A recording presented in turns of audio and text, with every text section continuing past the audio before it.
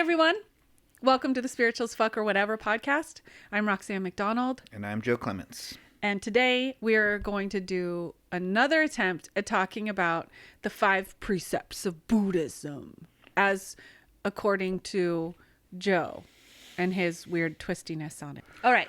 So Joe, you went on a 10-day silent meditation retreat. Yes. You have this is what's on the agenda. A weird pee story that I have not heard that we're saving for this, that I've been waiting for, and to talk about the 5 precepts. And you gave me this really cute bracelet. So we'll talk about the bracelet after. Tell us your weird pee story. Oh, you want to tell that first? Yes. So we went on the retreat in Thailand in the Thai forest. It was fucking awesome. But all the toilets, first of all, why are your hands above your head when you're saying the toilets? Because I was it was open, like kind of, the toilets were kind of rad because... why are your hands still above your head? Because you could look out along the forest. So wait a minute, where you'd be seated, you on the throne? You could look out. On the floor, okay. Yeah. Well...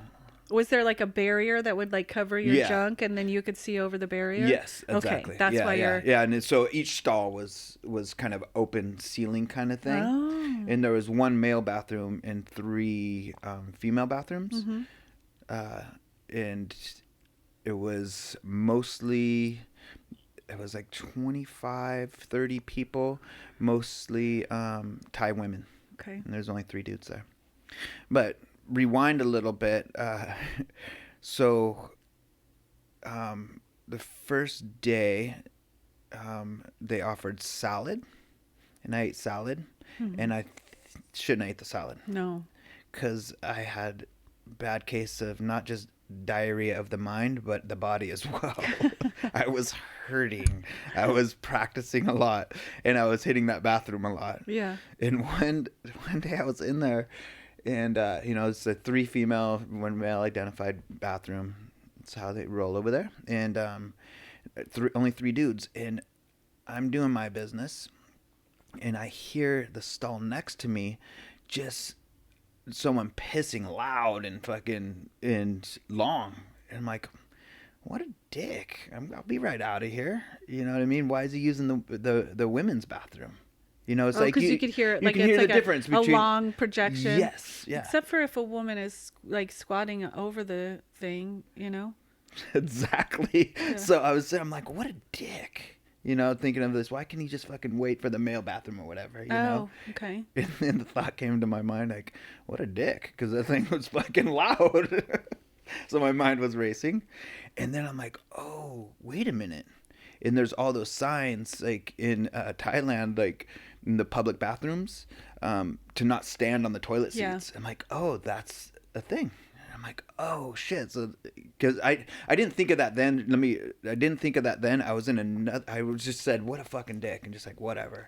And then I was another time in the toilet, and I was waiting. I wasn't in the toilet yet. I was waiting, and again I heard that. There was a shared bathroom. It was a gender neutral bathroom. A little more private. Mm-hmm. And I heard the same thing. I'm like, damn, that dude's in there too. And this Thai woman comes walking, and I'm like, what the fuck? And then when it hit me, I'm like, oh, she might have been standing up on the fucking toilet seat. So that was my interesting pee story. Oh, I thought something happened to you peeing. No.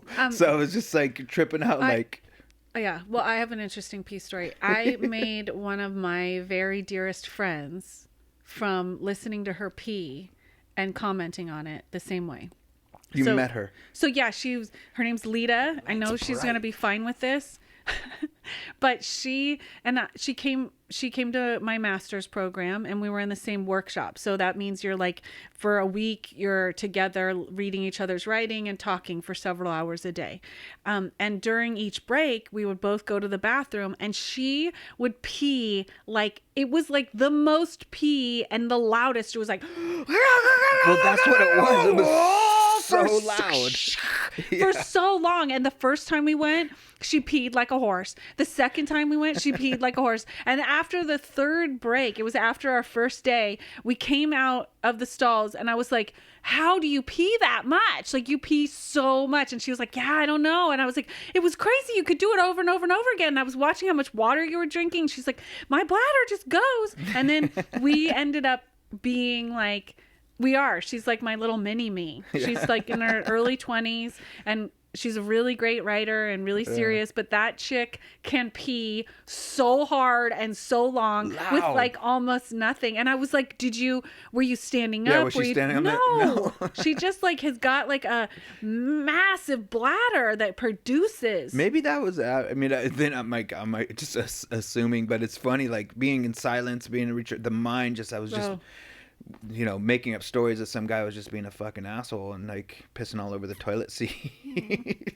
But it was a woman. It was a woman coming out of there. Yeah. You didn't say anything to her? No. Oh, she could have been your best friend. I couldn't, we were in silence. It's a silent retreat. But you can't you mime? You're like, just be like, oh. Yeah. Ha. Were you standing? Strong. Urethra. Strong bladder. Strong urethra. Yeah. So anyway, it wasn't much of an exciting pee story, but it was exciting. And it was one of those things I was like, oh, this is fucking, it was nuts. Just the way the mind kind of rolls in those situations.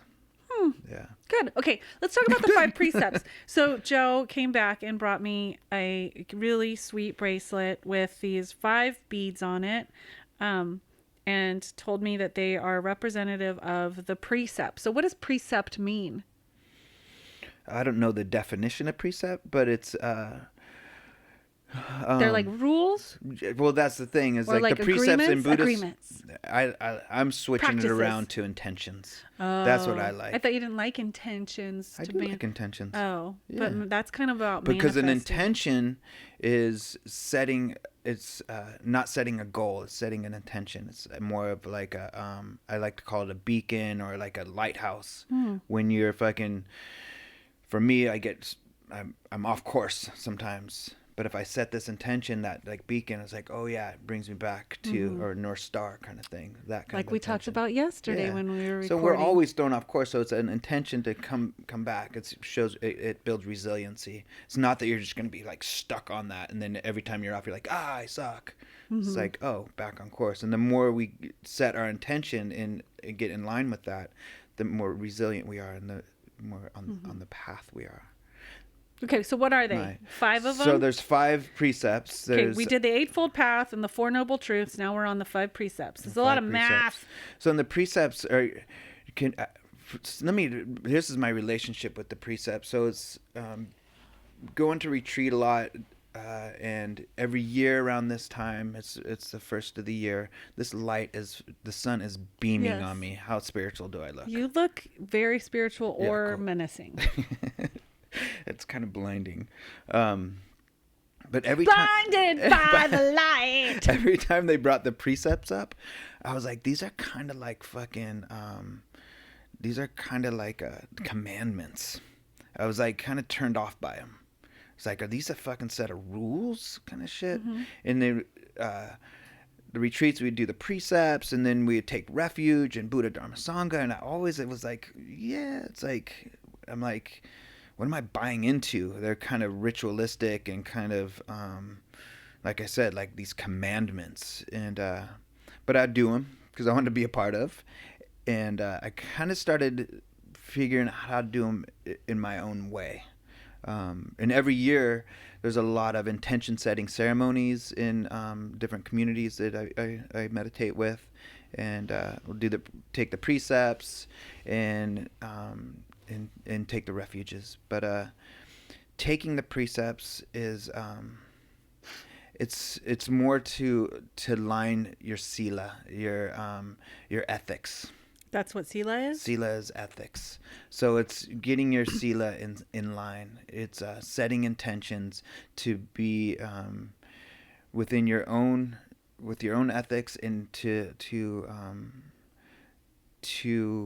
to build community in this way, a safe community, to be able to take refuge, to people to be able to, you're a safe.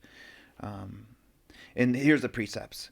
The precepts are not harming, not killing. They basically say not killing any living beings. So is that a vegetarian?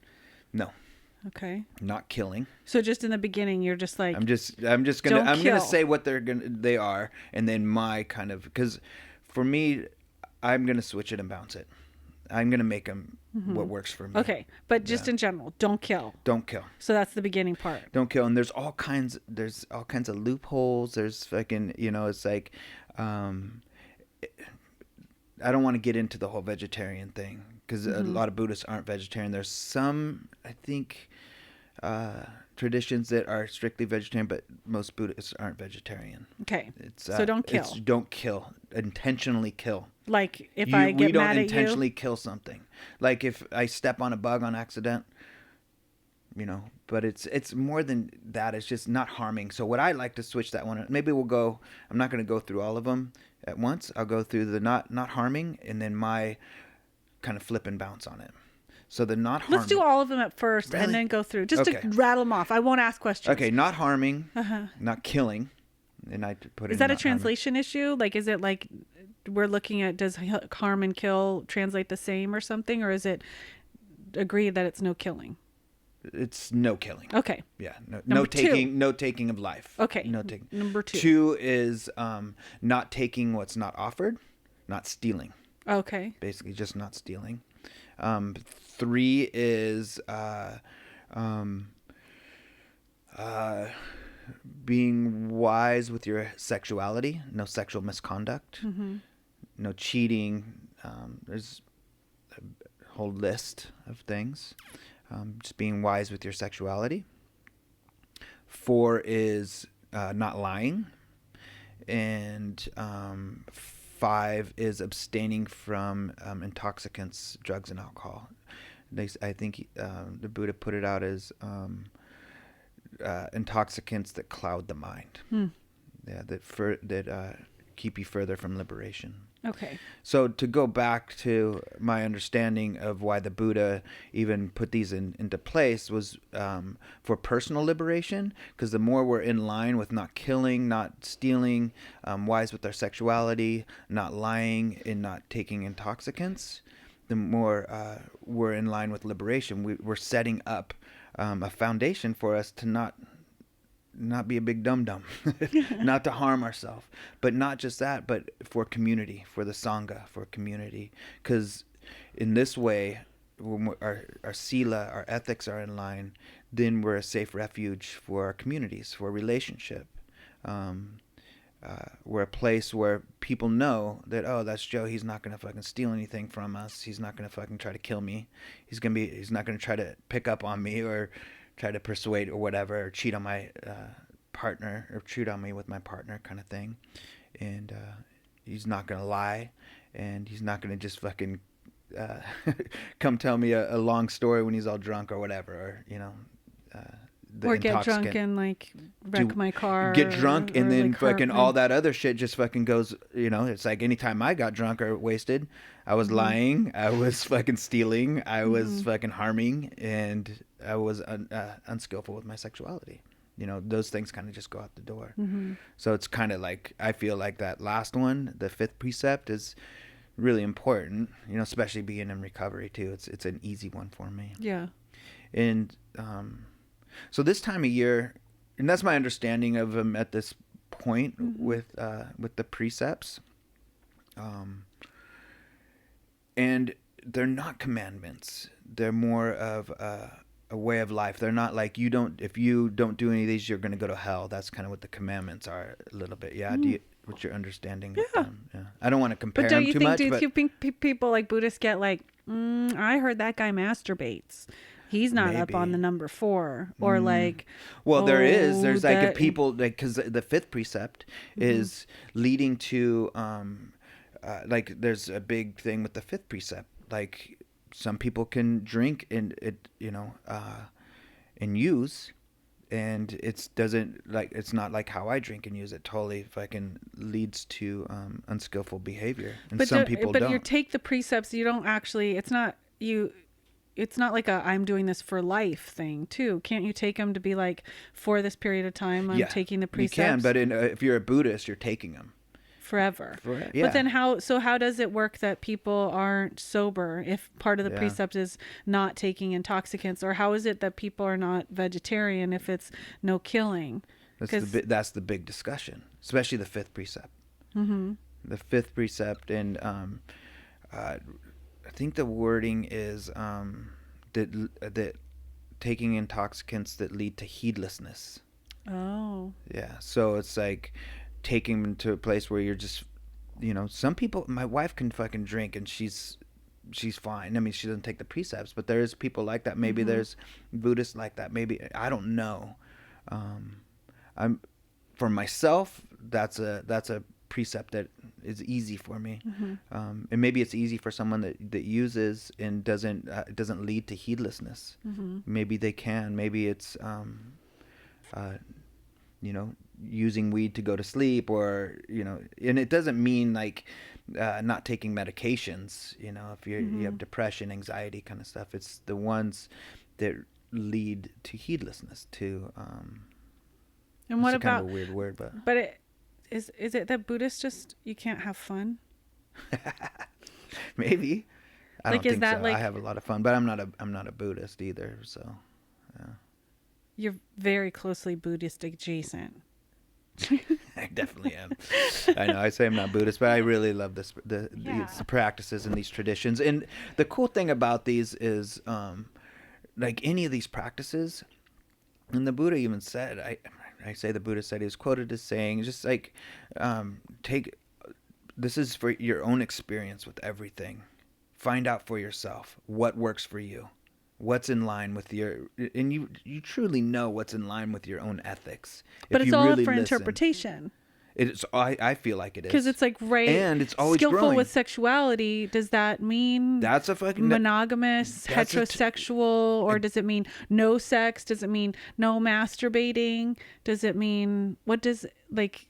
I would say for a monastic, yes. For anybody so here's the point. If you want to, here's the thing. I think, and again with all of these, this is where I'm at with them.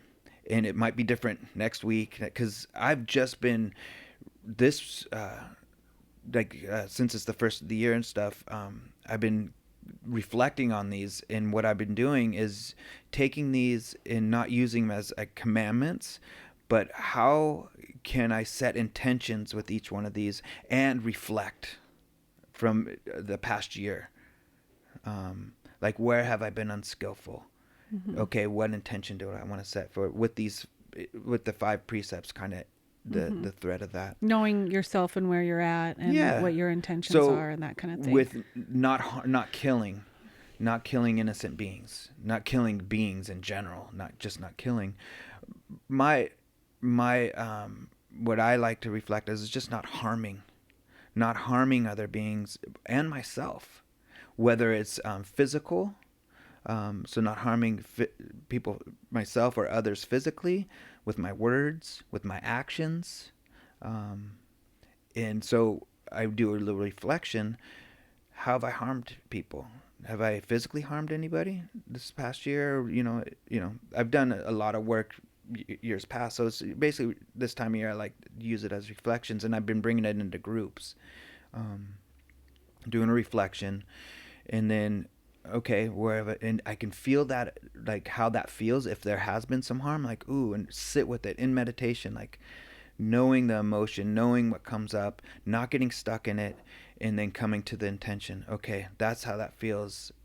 Doesn't feel pleasant or whatever, if there is anything there, and then setting the intention to not harm. So you can go literal with not killing, and it's personal. How close, how do you feel that your sila, your ethics are in line to get closer to liberation, to freedom, to freedom from any from the rising and passing of discomfort.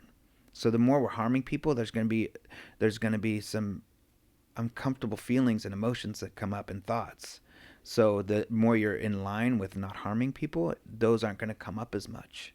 right? So it's like it kind of sets this foundation. And when you're pointed in that North Star, you're more likely to your ethics will be in line, and you won't be harming. So there'll be more compassion that arises. There be it cultivates kindness and compassion. So you're going to have the fruits of that. You know what I'm saying? Does that make sense? Yeah. So it's just, but I feel like it's just reflecting, not regretting, just kind of reflecting, feeling what comes up if there has been any harm caused, and then setting the intention, knowing that feeling, and letting it pass, and then setting the intention.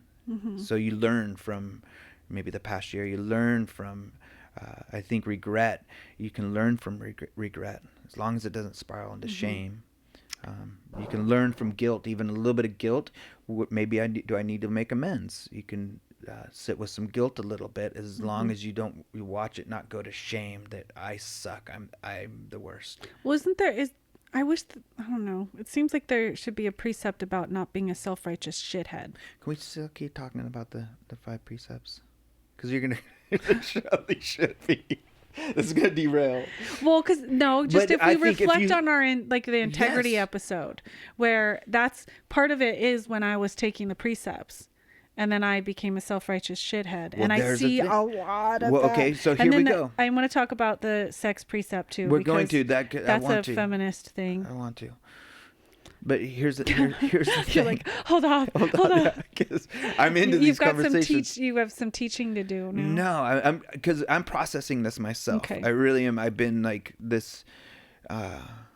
I get this past couple weeks getting back into groups and doing some intention setting kind of stuff, and looking at these precepts and looking at my whole practice with Buddhism and how I can make it personal for me. I've been really like kind of seeing what really works for me. So with you even saying, like, aren't these like hard line rules kind of thing? They can be, but then where's that going to go? Just like what you're just saying.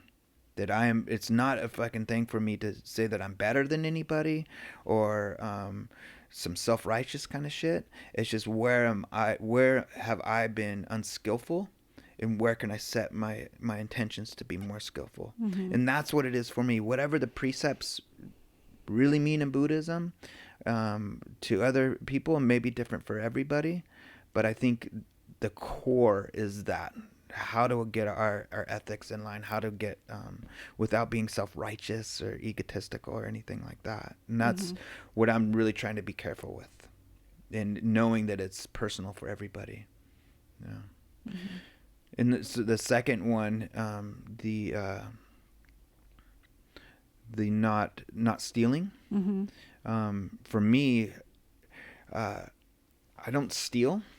I did in the past, but just in the past year, just stealing. But even how are we taking not what's freely offered, even little things. I mean, it can be, property, little stuff that's not freely offered. But I feel like even how have I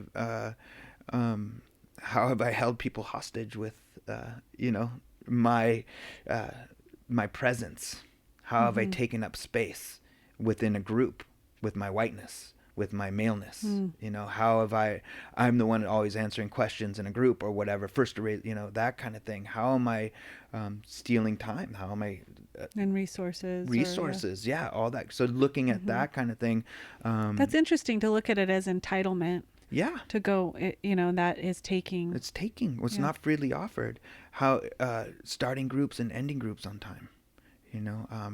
When I say I'm going to be at the podcast at a certain time, being Shut there. up. Just kidding. I just wanted to bring that in.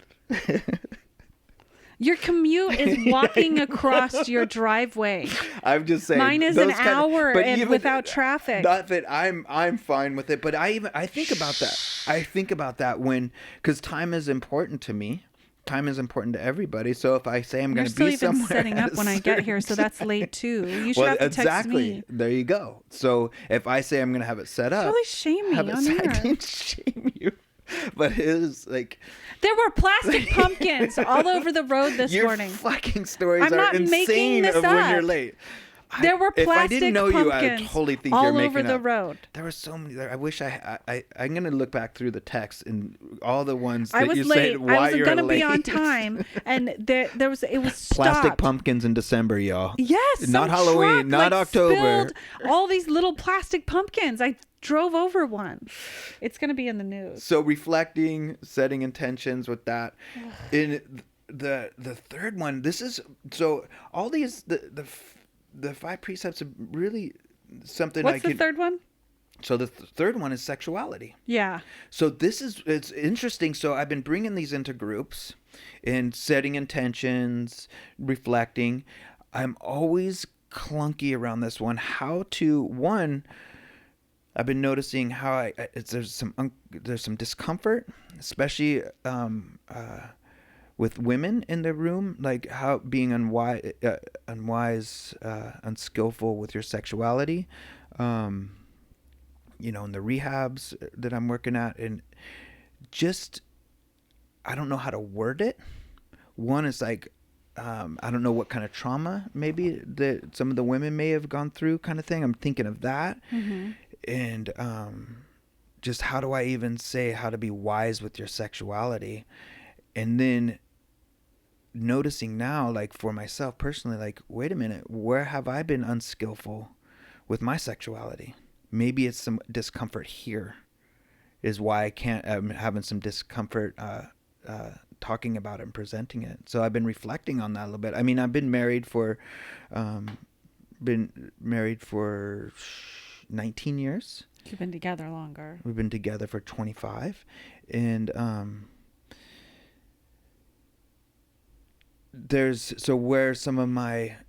where my sexuality, hasn't been the cheating and that kind of thing. But where have I been unskillful in just the power dynamic with my sexuality? Where have maybe I been misleading, or where have I maybe did I say flirting kind of thing? Mm-hmm. Like kind of misleading and not knowing, mm-hmm. not even knowing with this power dynamic of being male. So just kind of seeing that maybe there's some discomfort. There is some discomfort here, and maybe it's not just how to present it, but within myself. Being in relationship with females, I have a lot of female friends, close female friends, and it's like, okay, where's my dynamic coming up with that? Where is the sexuality around that? Is there any sexual energy there, kind of thing? Am I misleading in any way? Because there's shadows to that. I'm like, I'm not, but maybe I am. Mm-hmm. So I'm investigating that now. That's kind of where my reflection is. Wanting to see any shadows, any blind spots in that. Well, you can't deny that there's a way, like, I think that when we come up with these spiritual practices, there's a way that we want to like transcend culture, mm-hmm. and to go, oh, it's just, this is the answer. But then you go in a room full of a mixed group, and then like a person who grew up male and has a male body and is, been acculturated with heterosexual male sexuality, they're the way that they are going to be skillful is different than a person who's grown up female and with a female body, or female bodied, yeah. And that there's been so much put upon women about their sexuality as being like, we have to manage your desire. Right. If you're like, I remember running schools where people would say, oh, I want to put a dress code on the young women and the girls so that people can concentrate. And I'm like, that's not their fucking job. And the thing for me was that I was celibate for over a year. I didn't masturbate. I didn't date. I didn't do anything. And then I was like, so much of that celibacy stuff was about like getting right in this idea of purity in our culture that has been for years been putting women as like like a no-win situation about sexuality. And for me, coming from growing up in sexual trauma, owning my sexuality was skillful. So like, I mean, I recently had people talking to me like saying, yeah, I want to stop, like these women who had just started to experience their own pleasure. And then we're like, yeah, I think I'm going to stop masturbating for a year. And I'm like, why would you do that? And they're like, well, and it was all this stuff where I was like, this is about shame and not, and I'm like, well, I'm like, I think women in engaging with their pleasure is actually more skillful than denying it in a lot of cases. Yeah. And especially for myself. And maybe it's just a really elaborate intellectual scheme for me to justify jerking off all the time, but I'm good at that. But masturbation or to like own my pleasure, or to own that I have a right to have partners that I want to have, or all those things that like that maybe in a year, you know, next year I look at it and I go, okay, now is a time to reflect again and pull in, and not engage sexually. But I don't think you can divorce like what's happened to you culturally and societally. And there's suppression with that too. And it's like, where's that energy? There's energy there. And you know, that's why I think there's the hard line of just no masturbation, no sex, no sexual misconduct within a monastic, that kind of liberation kind of thing. But that's not how I live. So what I'm looking at is how am I just unskillful with my sexual energy, you know, because it comes up. I mean, even, you know, I am very... I'm a very visual person, so I'll catch myself staring sometimes. The male gaze, we'll talk about that. Yeah, exactly. And I've been noticing that, like, whoa, so the lust, is it just looking, or is there a lust? And I can see there's a lust. There's like, oh, you know, so that... Just a side note, if you'd like to be a good feminist, just stop fucking staring at people. Yeah, well, just stop staring at people. Yeah, and catch myself. Catch yourself, and it doesn't matter whether your intention is to lust or not. Just stop staring. Yeah, and that's what I've been. I've been. Yeah. Anyway, I don't want to say what I've been working on, but I find myself. You're a good guy, Joe. You work really hard. You're questioning a lot of things. I'm questioning, and it's like something that I didn't even really think about before. It's just like, oh yeah, that's what dudes do. Yes. But it's like, that's super unskillful, and like where the mind goes with you know, I have a vivid imagination. You know, it's like, wow. And speaking of that, that's like we can stay on this is, I want to say it though. What about like porn? Yeah. What's your view on it? I want to ask you. I said it. I think looking at where you get it is really important. Yeah. And there are certain, you know, I think when we're looking at is it harmful, and the mainstream porn is generally predatory. Pretty gross. And so I don't think that I don't think that it's completely wrong, but I think being very mindful about where you get it. And so when I look at it, I try to find women-run feminist porn that is engaged with empowering women in their pleasure, and then just staying away from the ones that are mainstream, in that it's generally predatory. And then there's other people that are like, you know, why are we vilifying sex workers? And I don't believe in vilifying sex workers. I don't believe in you know, ostracizing them and making people who are sex workers less than in any way. So and that's why I wouldn't say porn is bad. I would say currently you should be, for myself, I try to be exceptionally mindful about what I support and where I get it. Yeah. Thank you. I appreciate that, because that's a shame place for me as well. And it's like, can there be a skillful way to look at porn?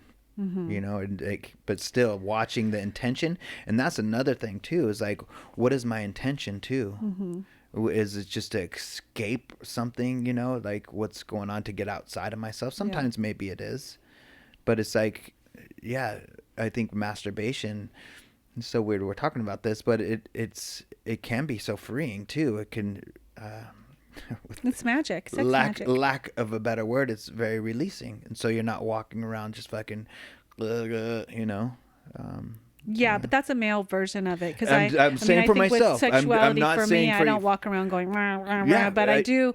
I feel like I'm far more powerful when I am taking care of that for myself and Yeah, engaging with I'm that and more using present. that as a self-care thing. I just also I don't know if you saw the Sarah Silverman show, but she really broke it down, and she was like the only way to be socially conscious and watch porn is to watch men fucking mattresses. So Joe, I think that as your fourth precept, third precept, you need to take a year of every day watching dudes fuck mattresses. Okay. And that would be the spiritual way to go about it. But with men alone fucking mattresses. I'm down, because I mean we've talked about it, like my, you know, within this dominant male culture, and for me even, it's like where even sex is a power thing, and like the more sex I had or something, it's like, but I it was always it was uncomfortable for me, so it's not a wise relationship with my sexual energy. You know, not really being true to you know, I was always just that friend guy, you know, with women, you know, when I was younger, and I kind of was teased for it a little bit, or it was like I was the friend safe zone. And I was kind of okay with that, but then I'm like, oh shit, I need to be cool. So that's where some of my misconduct would come from, you know, and just like, when, yeah. Okay, what's the fourth one? Are we moving done? on? Yeah. So we can talk about, I mean, no, I don't want to, I want to wrap it up with there's this. a whole thing about being a sex witch that I would love to have a sex witch on, because they're really interesting. I just want to wrap this up with that for me personally, on a personal level, like through all these don't tell us how you masturbate, please. No. These intentions, these precepts, that they're really good to reflect on, because this was something that I'm like, it was uncomfortable talking about it, and like, so for me to reflect, whoa, where am I being, what's really uncomfortable for me? So it's actually a really good practice for me. It's having me look at my sexual energy and what, how I'm navigating through this life. Well, I think just as we come back to almost every topic, it always comes down to like, there's a push, there's a safety in having rules and black and white. And then when you can look at things with discernment, which I know you haven't said it, but to come to a place of discernment about knowing oneself, knowing one's history, that kind of thing. Like within the 12-step model, there's a sexual inventory where you ask the questions: where was I selfish, self-seeking, dishonest, insensitive? Where did I unjustifiably arouse jealousy, bitterness, suspicion, and anger? And what could I have done differently? And so having a review of all areas of our lives, and that, I think when we talked about chakras, it's like a review of how have I used my energy, where is my energy, and that in each quadrant of our lives. And so this sounds very similar as a guide instead of a rule, of a tool for reflection, a tool for direction, and then also though deepening the question instead of getting on some sort of stable ground, but to consistently be deepening the question. Knowing what comes up with the emotions around it, because we're so emotionally driven. So it's doing the list and doing the inventories, but what this practice, the meditation and the reflection, is really knowing what is happening inside when you're reflecting on this. What are what's the felt sense of it, you know, the guilt, the shame, or there's so much in there, what's driving it, if we can sit and listen. So that's what I really like on the reflection, not just like, oh, ... this, that, it's like, what's that feeling that is there? you know, is that guilt underneath the guilt? What is what's the driving force? So Yeah. Well, then I think to expand on how each affect our lives, because then if we look at the don't tell a lie, don't, yeah, then it's like then honesty becomes this thing where you can delve in. And I mean, there's whole books that you can read on honesty about, well, does it mean I say what I think all the time? Does it say that I tell people something before I think, that I have in the past? Like, so is honesty for me about being forthright? Is it about always, never doing a kind white lie? Like there's so many ways that Absolutely. is it about never withholding anything? Yeah. Does it mean, are you allowed to have any kind of private secret-y things? I think there's a lot there. Yeah, and that's the fourth precept, is the not lying. And I think it starts with all these practices for me is, am I lying to myself? Like really that deep knowing, that little thing that the discernment, if you can really tap into that, but am I lying to myself? Then I feel when you're not lying to yourself, that you're more apt not to do those little white lies or try to fudge anything,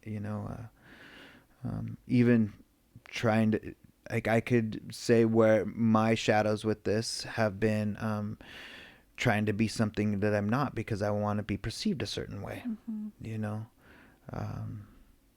saying things are one way when maybe I don't feel that they totally are that way. So I think it starts and ends with me with all my practices. It does, but yeah, how am I honest with myself, and then how am I honest in relationship with others? And then what's the fifth one? Just don't fucking drink, dummy. Oh yeah, we started with that one. Really, just don't drink. Don't get all drunk and stupid. Lead to heedlessness. And that's another thing. So it's working with alcoholics and addicts in recovery. It's an easy one we can go to, but yeah, in general, I like to bring it in where it's like, just where has the line been crossed? If you use and drink occasionally and can do that, but where has the line been crossed? Where are you reaching for it to get rid of something? So just watching your relationship to drugs and alcohol, I feel. Or to anything really that you use to change your mood and your emotions. Like, I mean, and that's where why the heedlessness is, right? Yeah, I stopped caffeine and sugar for over a year, because I was like, I use this instead of being present. I use this instead of accepting myself and instead of listening. And so I stopped. But that I think also that there's like, I mean, that's reason like that we can abuse anything. And so being conscious of that, of like, well, what do I pick up instead of being present? Exactly. Or how do I, so I think shopping, it can be but any of those things can be beneficial too. Yes. It's like well, there's plant medicine. There's like looking now at, there's so many people that are in recovery from substances, and then using plant medicine for spiritual purposes, and there's a lot of conflict within that, which maybe we should do a whole podcast on that. I think that'd about be great. Like what about therapeutic modalities now that are utilizing MDMA and utilizing ayahuasca or psilocybin that are actually scientifically proven to be beneficial, but then it's a substance. And so it all gets wiggly. You have to ask questions consistently. And again, but it comes back to yourself, like what you said. The fourth, it comes back to, are you honest? It's like, are you honest with yourself? Are you like, oh, I think I need plant medicine? Do you? Do you? Are you wanting to have fun? Yeah, and that's something I ask myself, like, do you? What's your intention? And again, it comes back to the intentions, what's your intention with it? And again, with all these precepts, I like making them for myself, and offering them in that way, where it is just setting that intention, being kind, that we're going to get fucking thrown off course. There's so much relative that's just going to throw us off course. But when we have these the 5 precepts or whatever we want to call them, intentions, reflections. It gets us, it's that North Star when we're just like, shit, where the fuck are we? Oh yeah. Don't be an asshole. Yeah. Oh yeah. Be wise, or try your best. Yeah. Building resiliency, I think, is a huge part of my practice. Is like not being pissed when I fall off the path. Is like, how quick can I bounce back onto the path? Mm-hmm. Yeah. Good. Yeah. Well, we did it. We talked about Yay. the 5 precepts. Yeah. And if you peeing. do them, you get a killer bracelet. Actually, I gave Roxanne before. She took the precepts, but she's a good person. Wait a minute. I had to agree to them? I don't know. No, Is you that didn't. what I was supposed to do? I don't know. I was like, just put it on. I Yeah, like it. yeah. More It's pretty. strings. But now you know, so maybe you can go, oh, and you can make them No, up I've whatever done the you want. precepts in the And that's past. another thing too, is We whatever your North Star is, Yeah. Yeah. Cool. All right. Well, thank you, Joe. Yes. Thanks for bringing the Thanks for precepts to us. Let's thank Jeremy Miller. Go check him out on the Betterment Bros and Flicks and Six. And then if you like us, even just a little, please go rate and review. Just even writing something that says, Do us a kindness. yeah. Yeah, do us a kindness. Do us a That's kindness. I think there's like within the 8 precepts, it's like rate and review the podcast you like. Yes. I think that's Buddha said that. Yeah. And then subscribing helps. Also, if you'd like to support us in continuing doing this work, please visit our Patreon. You can support us for as little as $4 a month. But we also have some resources on there that are no cost. And then also Joe has put up a lot of guided meditations. I do gratitude lists. There's just stuff on there. So go check it Things. out. Tell your friends. And we will see you or hear you, however you get this. Next week. Have a good one. Bye. Thank you.